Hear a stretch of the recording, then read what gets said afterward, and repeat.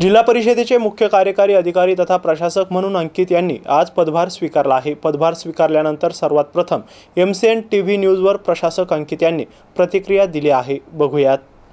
Sir, आज जिल्हा परिषद छत्रपती संभाजीनगरचा तुम्ही चार्ज घेतलेला आहे।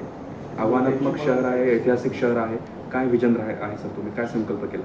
आज छत्रपती संभाजीनगर जिल्ह्यामध्ये मी CEO जिल्हा परिषद म्हणून जॉईन झालेलो आहे। इथे स्थानिक जे विषय आहे महत्त्वाचे, जसे टंचाईचे विषय आहे, शेतीचे विषय आहे, त्याच्यावर आम्ही लक्ष देणार आहे। त्याच्यासोबत शासनाचा जे 100 दिवसाचा कार्यक्रम आहे त्यामध्ये जवळपास 15-20 दिवस राहिलेले आहे, त्याच्यावर आमचं लक्ष राहणार आहे। प्रत्येक पंचायत समितीमध्ये जिल्हा परिषदचे प्रत्येक कार्यालयामध्ये चांगला सुधार व्हावा याची आमची संकल्पना आहे।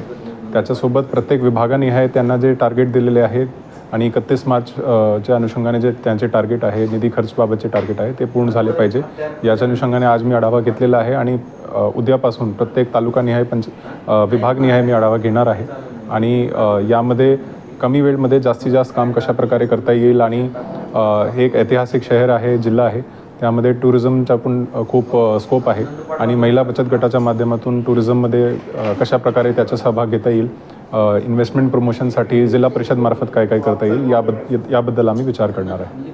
नूतन जिल्हा परिषदची नूतन इमारतीचं लवकर उद्घाटन